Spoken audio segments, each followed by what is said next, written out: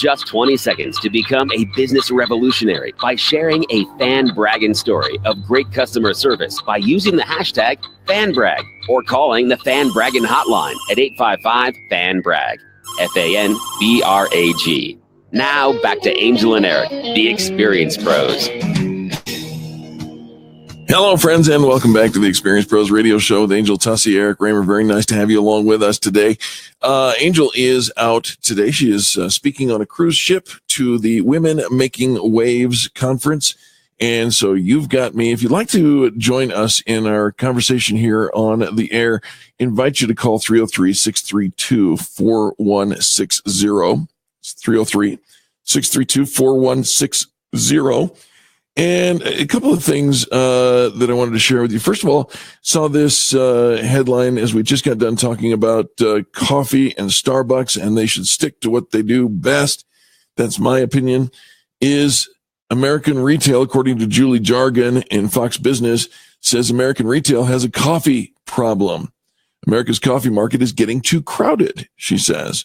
Consumers hankering for caffeine and quality coffee has fueled a big build out of cafes in the last 5 years, especially in dense urban areas such as New York, San Francisco, Portland, Oregon.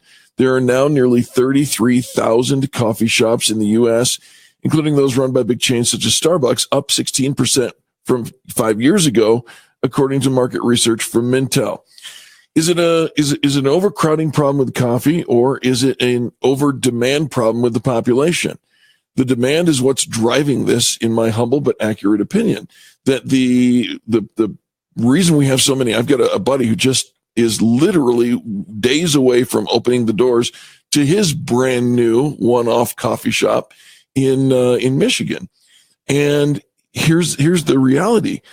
The boom in coffee shops is really driven by consumers.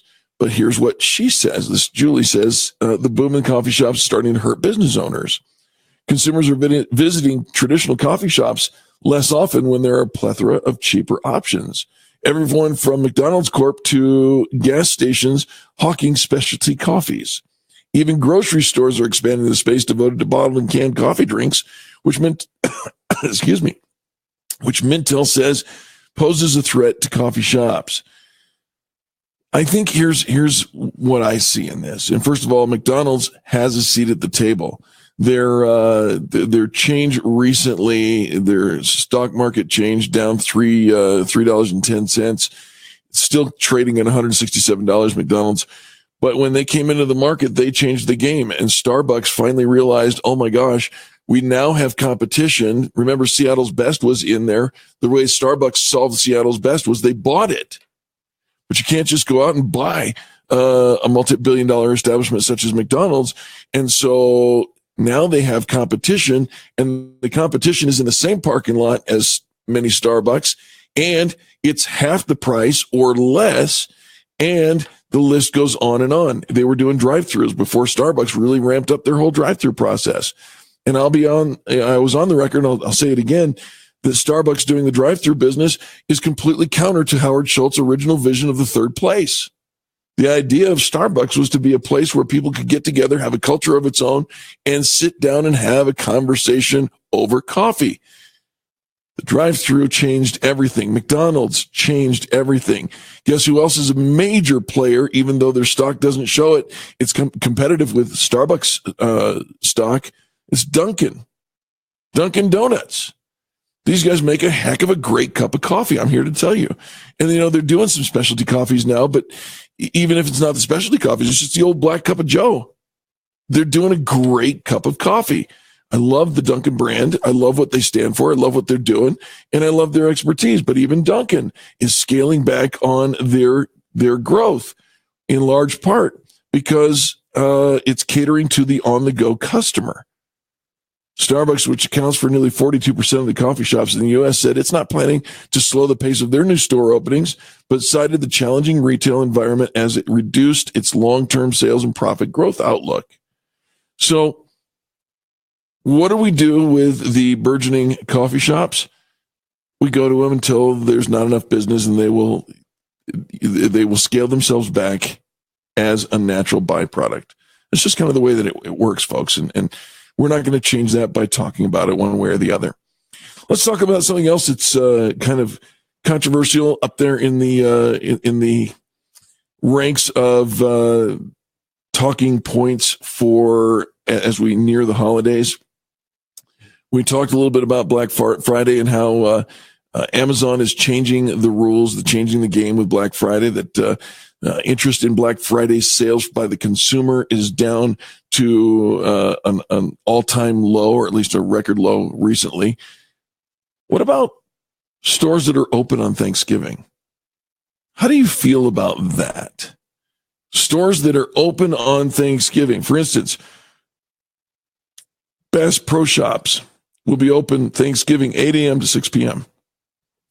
Best Buy, Thanksgiving 5 p.m. to 1 a.m. Big Lots, hours are not announced yet. CVS Pharmacy, Dick's Sporting Goods, they're going to be open on Thanksgiving. GameStop plans to be open on Thanksgiving. JCPenney, Kohl's, Kmart. Kmart? Is Kmart still alive? Somebody call Sears and see if Kmart still has a pulse.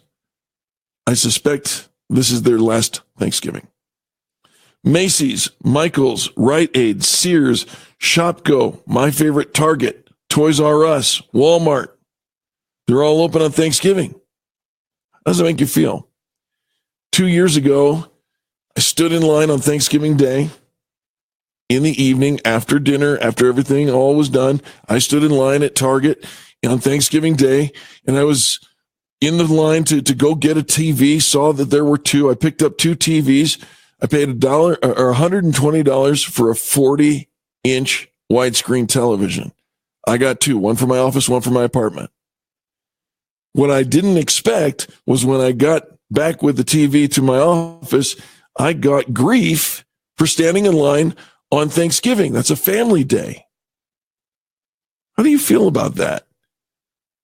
I know that I really enjoyed the savings that I got.